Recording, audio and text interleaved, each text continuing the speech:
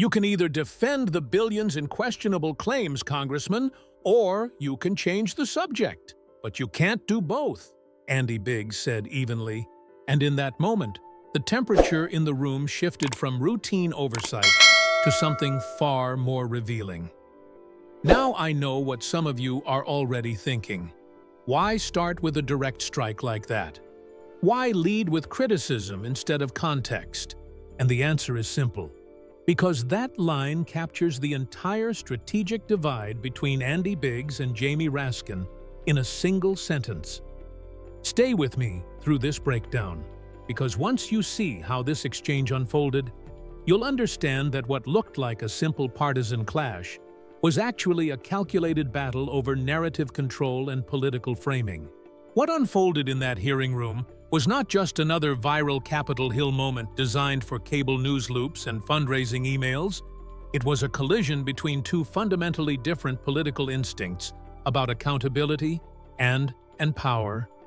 Andy Biggs approached the issue with prosecutorial precision, anchoring his argument in scale, enforcement statistics, investigative journalism. Our friends are proposing today because our Constitution already forbids theocratic imposition and establishment of any kind at all, whether it's Christian white nationalism expressed in compulsory Ten Commandments displays, an Orthodox Jewish set-aside school district in New York, or any effort to replace secular public law with a religious sectarian code, whether that's Sharia law, the Analects of Confucius, the Torah, or anything else. So this completely unnecessary hearing, another distraction from the administration's cover-up of the Epstein files and the continuing brutal violation of people's constitutional rights in Minneapolis, is a wonderful opportunity to remind ourselves why our Constitution has 3 essential religion clauses and why they do all of the work that people are talking about doing today. The Establishment Clause, the Free Exercise Clause, and the clause guaranteeing no religious test for public office.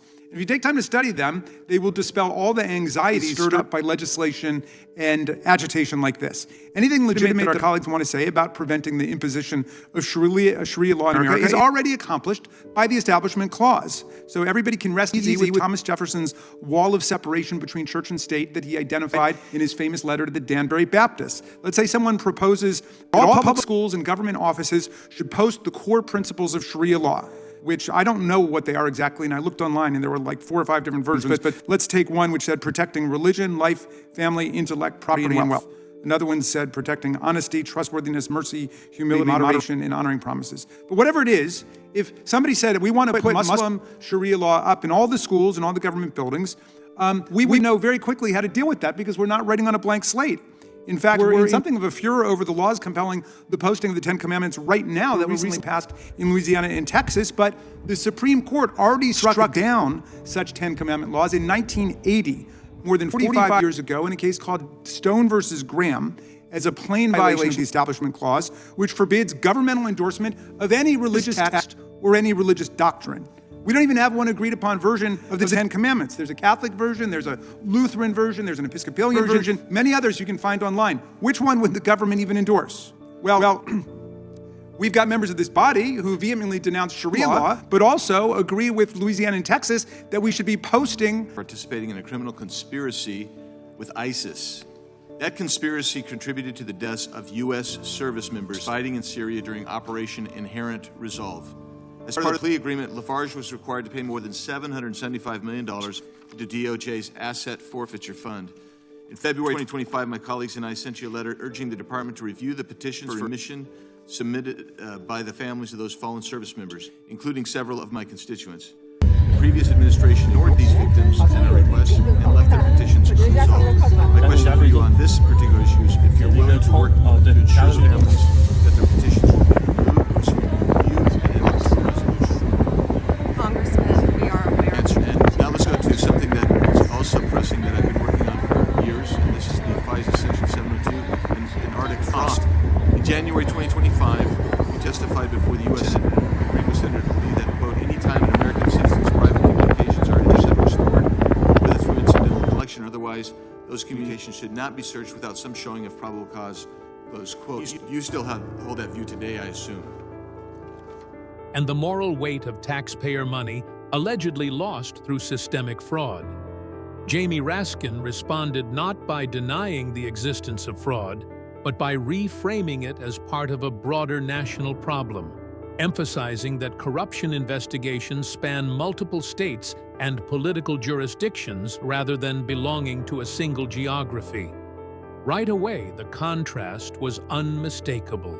Biggs narrowed the focus, bringing attention to specific dollar figures and enforcement actions, implicitly arguing that oversight demands clear accountability where breakdowns appear most dramatic. Raskin widened the lens, warning that isolating one state's scandal without acknowledging similar cases elsewhere risks politicizing enforcement and distorting public understanding. This was not accidental rhetorical drift. It was strategic positioning.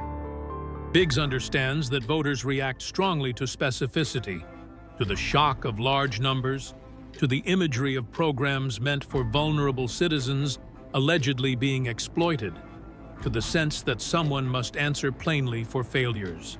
Raskin understands that voters also react strongly to perceived scapegoating, to narratives that isolate a particular region or demographic as uniquely problematic, while ignoring comparable issues across the country. Here is the tension that made this exchange combustible. When billions of dollars are discussed in the context of fraud investigations, outrage is almost inevitable. But when outrage becomes selective, it can also become political ammunition. So ask yourself this: is highlighting one high-profile case an act of necessary oversight, or is it a strategic amplification designed to reinforce partisan narratives? Biggs would argue that oversight loses credibility if lawmakers hesitate to confront uncomfortable facts head-on, especially when enforcement data and indictments suggest long-running patterns of abuse. Raskin would argue that oversight must avoid becoming a tool for stigmatization, and that contextualizing fraud nationally prevents it from being weaponized in ways that deepen division. Both men are playing to different instincts within the electorate. Biggs appeals to frustration with government inefficiency and the perception that elites often evade consequences while ordinary taxpayers foot the bill. Raskin appeals to concern about politicized investigations and the possibility that selective framing can inflame tensions rather than solve systemic problems. From my perspective, the most revealing element of this opening clash was not the volume of the accusations, but the direction of the response. Biggs pressed for specificity. Raskin pressed for universality. Biggs emphasized numbers, subpoenas, convictions, enforcement actions. Raskin emphasized patterns, precedent, and the importance of resisting narratives that single out one state as uniquely corrupt. This is where the debate moved beyond surface-level disagreement and into something deeper.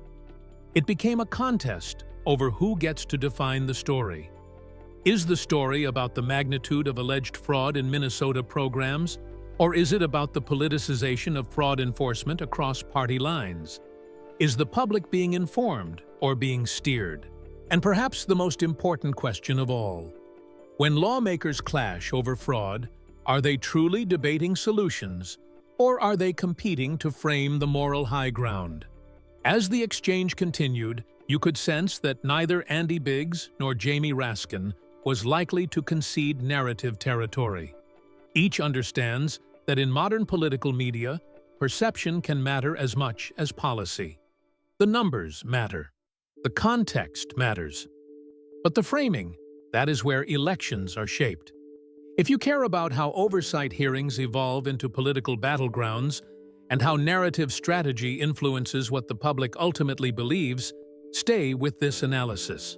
Because in the next segment, we will dig into how the rhetoric intensified, how humor and deflection entered the mix, and how both Andy Biggs and Jamie Raskin revealed more about their political calculus than perhaps they intended. When the facts get uncomfortable, the speeches get longer, Jamie Raskin said with a composed but unmistakably defensive tone, signaling that he was not about to let Andy Biggs define the entire narrative without resistance. And that was the moment the exchange truly escalated. Because what followed was not a denial of fraud, not even close, but a deliberate reframing designed to dilute the emotional weight Biggs had attached to the numbers. Raskin acknowledged that large-scale fraud investigations in Minnesota were serious and deserved scrutiny. Yet he immediately expanded the conversation to include high-profile fraud cases uncovered in other states, including those led by both Republican and Democratic administrations. It was a classic move in congressional combat. Broaden the battlefield, diffuse the spotlight, shift the emotional temperature. Biggs, however, refused to follow that expansion. He returned to the scale of alleged losses. He returned to the magnitude of false claims. He returned to the question of oversight breakdowns at the state level. And in doing so, he made something very clear. This was not, in his view, about whether fraud exists elsewhere. It was about whether leadership failures in one jurisdiction were allowed to fester for too long. Now, here is the tension that became impossible to ignore. Raskin argued that fraud is not headquartered in one state, one city, or one community, and that enforcement statistics prove corruption can appear anywhere government funds flow. Biggs argued that pointing to other states does not reduce the responsibility to confront what happened in Minnesota, especially when the alleged dollar amounts reach into the billions. Both men were technically discussing the same phenomenon, but they were interpreting its political meaning in opposite directions. Raskin's strategy was to remove any suggestion that fraud in Minnesota represented a unique moral collapse. Biggs's strategy was to prevent that reframing from weakening the urgency of accountability. You could see it in the body language. Biggs leaned forward when numbers were mentioned. Raskin leaned back when context was invoked. This was not just disagreement. It was philosophical divergence over what oversight is supposed to accomplish. Is oversight about diagnosing systemic flaws across jurisdictions? Or is it about drilling into the most glaring failure and demanding immediate answers? And here is the uncomfortable question. When lawmakers broaden an issue to make it universal, are they promoting fairness, or are they softening scrutiny? That depends entirely on your lens. From my perspective, this is where the exchange became revealing. Raskin was attempting to protect institutional credibility by emphasizing that federal investigators, auditors, and journalists, not social media personalities, uncovered and prosecuted the fraud cases.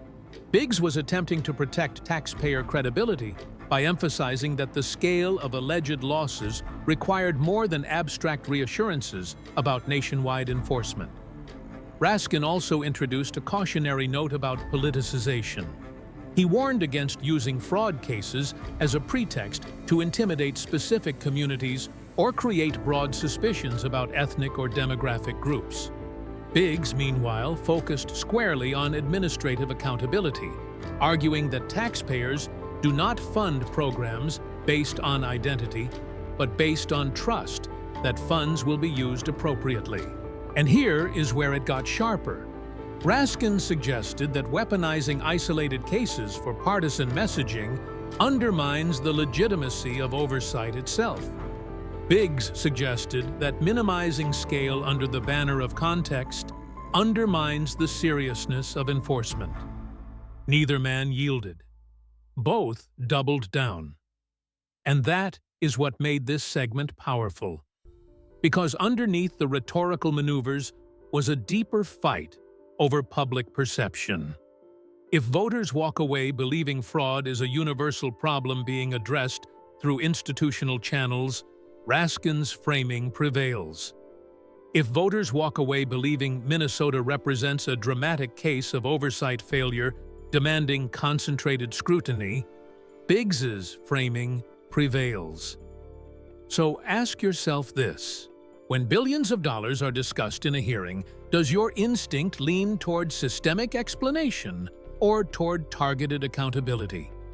Your answer reveals which narrative feels more credible to you.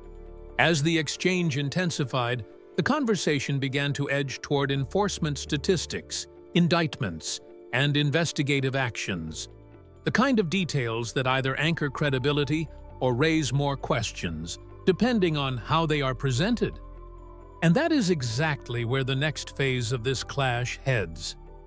Because once enforcement numbers enter the record, the argument shifts from framing to proof. And that is when political rhetoric either solidifies or starts to crack. If we're going to talk about billions in fraud, then let's actually talk about the billions, Andy Biggs said, leaning forward with a stack of documents in front of him, his tone measured but unmistakably sharpened for impact. And that was the moment the hearing crossed into its crescendo. Because once numbers start getting repeated with precision, indictments, convictions, subpoenas, investigative actions, the debate stops being philosophical and starts becoming prosecutorial. Biggs did not raise his voice. He did not rely on dramatic gestures. He simply listed enforcement statistics in a steady cadence, referencing the dozens of defendants charged, the convictions already secured, the extensive subpoenas issued, and the multi-agency investigative efforts that had been required to untangle what authorities described as coordinated fraud schemes. The strategy was clear: anchor the conversation in scale, make the audience feel the magnitude, force the opposition to respond to the weight of numbers rather than to abstract framing. Jamie Raskin listened carefully, and when he responded, he did so not by disputing the existence of indictments or investigative action, but by reframing what those numbers actually represented. He emphasized that the existence of federal prosecutions demonstrated that oversight mechanisms were working, that auditors, journalists, and law enforcement officials had identified wrongdoing and acted accordingly. That distinction is subtle, but critical. Biggs treated the enforcement data as proof of systemic failure that had gone unchecked for years. Raskin treated the enforcement data as proof that accountability was functioning and that the justice system was addressing wrongdoing. Same facts, different conclusions. And this is where the tension became unmistakable. Biggs asked a question that resonated beyond the chamber walls. If investigations required thousands of subpoenas and years of enforcement action, how did oversight fail to intervene earlier? Raskin countered with a different question. If investigations led to dozens of convictions, does that not demonstrate institutional capacity rather than collapse? You could feel the divide sharpening. Biggs focused on prevention. Raskin focused on prosecution. Biggs suggested that the scale of alleged losses reflected prolonged administrative blind spots. Raskin suggested that fraud networks exploit complex systems nationwide and that no state is immune from similar vulnerabilities. Then came the most combustible part of the exchange. Biggs returned to the moral dimension. He spoke about programs intended to support children, individuals with disabilities, and low-income families, arguing that fraud in such programs is not merely financial misconduct, but a betrayal of public trust. Raskin responded by cautioning against rhetoric that might inadvertently stigmatize entire communities, emphasizing that criminal defendants represent individuals charged with wrongdoing, not demographic groups. That moment revealed the underlying political tension. Biggs was speaking to voters who are fed up with headlines about public funds misused and who want unmistakable accountability. Raskin was speaking to voters who are wary of rhetoric that can inflame division and who believe institutional fairness requires careful framing. Here is the uncomfortable question that hung over the exchange. When lawmakers spotlight fraud in emotionally charged programs, are they strengthening oversight or heightening polarization? The answer depends on perspective. Biggs leaned into moral clarity, arguing that taxpayers deserve transparency and decisive action when funds intended for vulnerable citizens are misused. Raskin leaned into institutional restraint, arguing that investigations should proceed without turning into political weapons. The atmosphere in the room tightened. Biggs's repetition of numbers made the allegations feel concrete and heavy. Raskin's emphasis on systemic enforcement made the response feel procedural and measured. This was no longer just disagreement. It was a clash over how accountability itself should be framed. Should it be framed as a dramatic failure, demanding public outrage, or as a serious but ongoing challenge addressed through legal processes? As the exchange reached its high point, you could sense that neither man was aiming to persuade the other. They were speaking past each other toward the electorate. Biggs was reinforcing the idea that oversight must be aggressive and unapologetic. Raskin was reinforcing the idea that oversight must be disciplined and insulated from political sensationalism. And here is the final question for this segment. When you hear billions in alleged fraud and dozens of convictions, do you feel reassurance that the system caught the wrongdoing, or frustration that it happened at that scale in the first place? Your instinct answers the deeper debate. Because this confrontation was never just about Minnesota. It was about whether Americans interpret enforcement statistics as evidence of collapse or evidence of correction. And that distinction is where the next phase of this political clash becomes even more revealing. If oversight only kicks in after the money is gone, then oversight has already failed, Andy Biggs said, his voice steady but firm, and that line landed with the kind of weight that shifts a hearing from procedural debate into political reckoning. That statement sharpened the divide instantly. Because Biggs was no longer talking about investigation numbers or indictment counts, he was talking about timing, about prevention, about the uncomfortable question of who knew what and when. Jamie Raskin leaned forward at that point, and instead of escalating emotionally, he reframed the premise itself, arguing that complex federal and state programs inevitably face vulnerabilities, and that fraud networks often operate by exploiting gaps faster than regulators can adapt. Biggs did not accept that as sufficient. He pressed harder on administrative accountability, suggesting that when organized fraud schemes allegedly span years and involve hundreds of millions of dollars, someone at the leadership level should have recognized warning signs earlier. This is where the hearing crossed into its true high-stakes moment.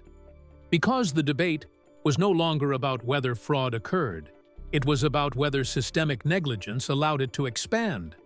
Raskin countered by warning against hindsight absolutism, arguing that the complexity of pandemic-era funding programs created unprecedented administrative strain across multiple states, not just Minnesota.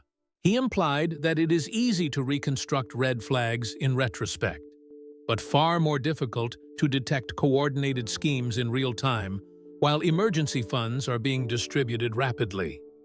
That argument was measured, but it carried political risk. Because to voters already skeptical of government efficiency, explanations about complexity can sound like excuses.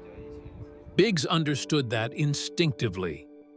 He pivoted back to the emotional core of the issue, emphasizing that these were programs designed to serve children, individuals with disabilities, and vulnerable families, and that fraud in such programs carries a moral dimension beyond spreadsheets and compliance reports. Raskin responded carefully, emphasizing that the defendants charged were individuals accused of crimes and that the justice system was actively prosecuting them, while cautioning against rhetoric that might unintentionally cast suspicion on broader communities.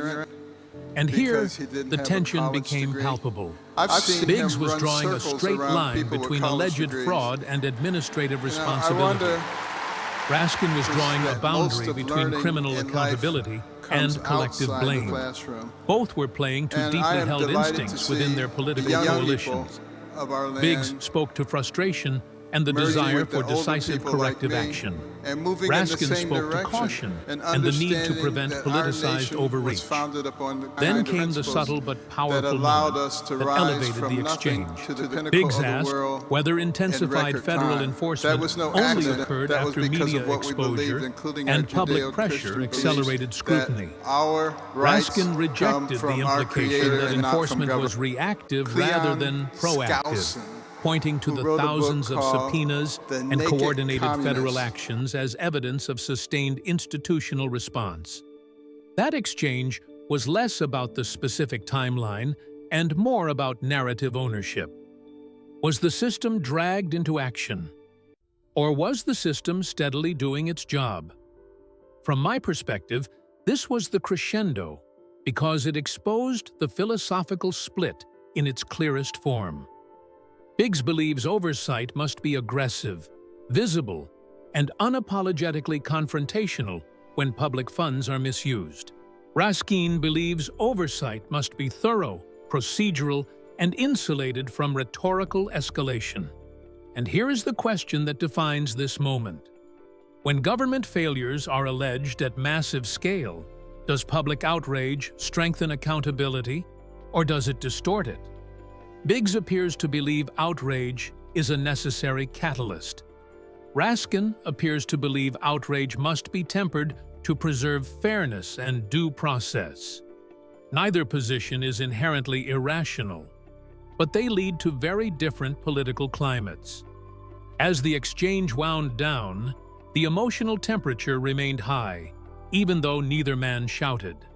Because what was really being debated was not simply fraud, it was the credibility of governance itself. Can taxpayers trust oversight mechanisms to prevent massive losses before they occur? Or must political pressure force institutions to act decisively? That unresolved tension is what gives this confrontation its lasting significance. Because it forces viewers to decide not just who sounded stronger in the moment, but which philosophy of accountability feels more reliable in the long run. And that decision, ultimately, is what will shape how future hearings are perceived when the cameras are turned on and the numbers start being read into the record once again.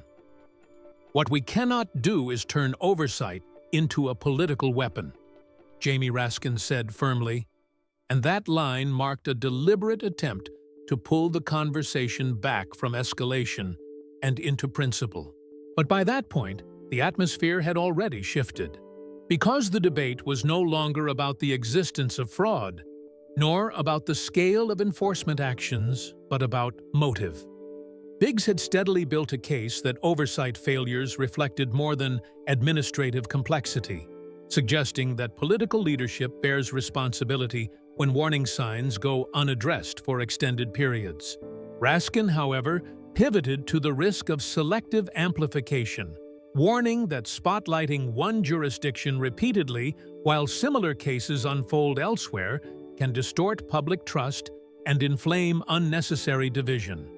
And this is where the clash became strategic, rather than evidentiary. Biggs framed accountability as something that requires direct confrontation, arguing that taxpayers deserve clarity about where funds were lost and why oversight mechanisms did not intervene sooner. Raskin framed accountability as something that must operate within institutional guardrails, emphasizing that enforcement statistics demonstrate the system is functioning, even if imperfectly. The disagreement was not about whether fraud should be prosecuted. It was about whether the political framing surrounding those prosecutions strengthens or weakens institutional credibility. Biggs implied that strong language is warranted when public money intended for vulnerable citizens is allegedly diverted.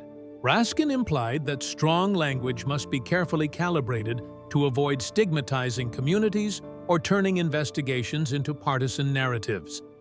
At this stage, the hearing revealed something deeper. Both lawmakers were speaking less to each other and more to the broader electorate. Biggs spoke to voters who feel government systems too often protect bureaucracy over taxpayers.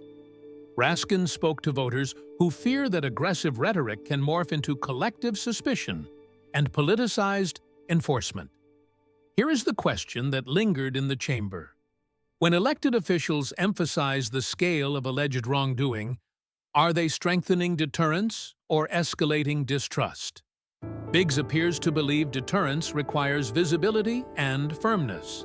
Raskin appears to believe deterrence requires procedural consistency and measured tone. Neither approach is politically neutral. Biggs gains momentum when outrage fuels demand for reform. Raskin gains credibility when institutional continuity feels under pressure. As the exchange moved toward its closing phase, Biggs returned to prevention, arguing that the real test of governance is not how effectively fraud is prosecuted after discovery, but how effectively it is prevented before billions are at stake.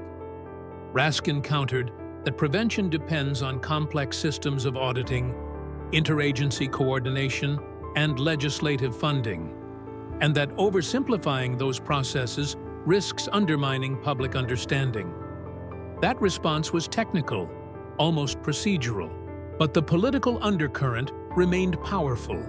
Because voters rarely measure governance by procedural nuance, they measure it by outcomes. And when outcomes involve large dollar amounts tied to public programs, patience wears thin.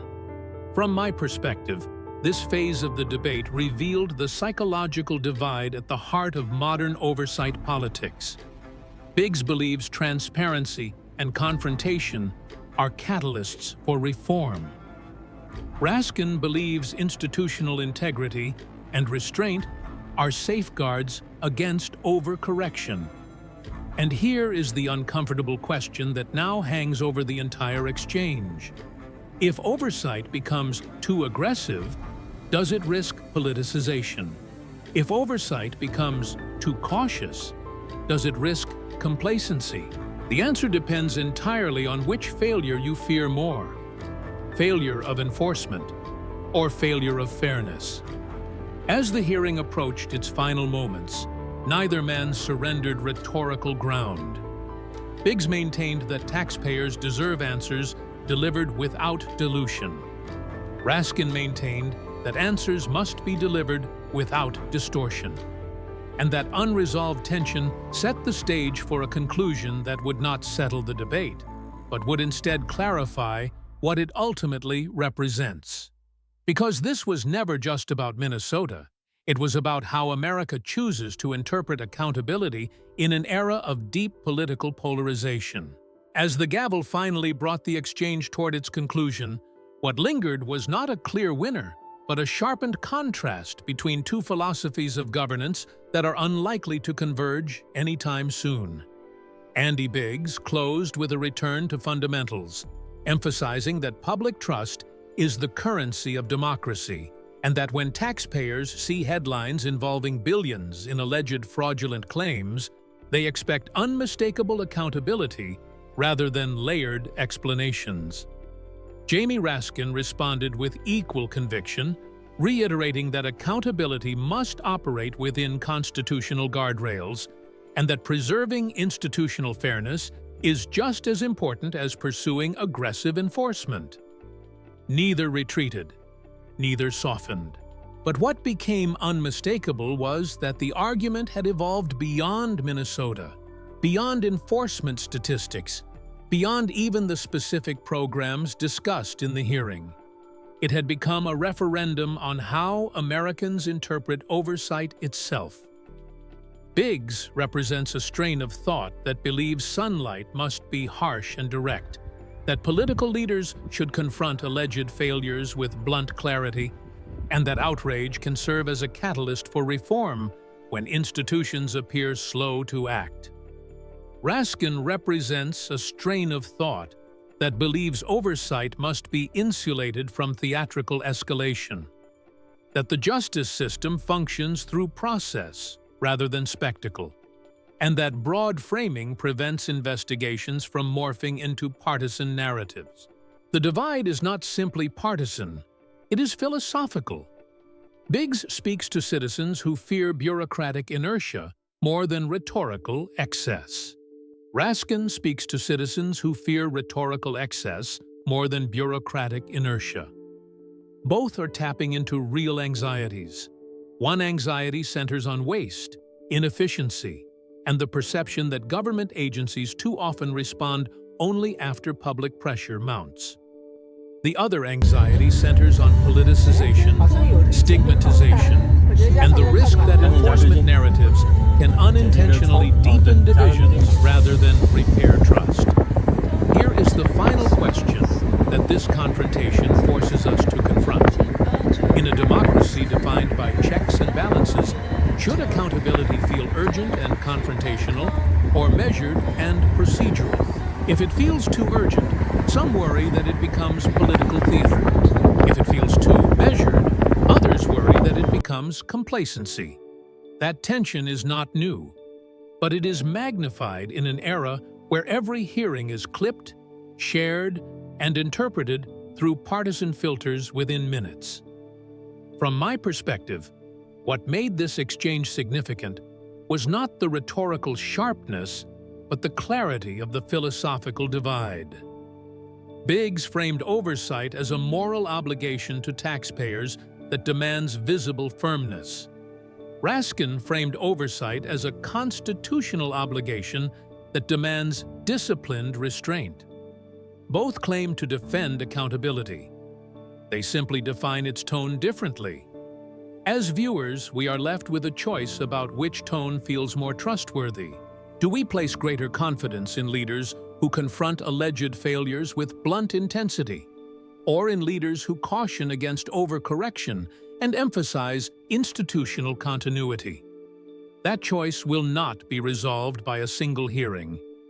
It will be shaped by how voters interpret future controversies, future investigations, and future enforcement statistics. Because in the end, the health of oversight in America depends not just on subpoenas or convictions, but on public confidence that the process is both fair and effective.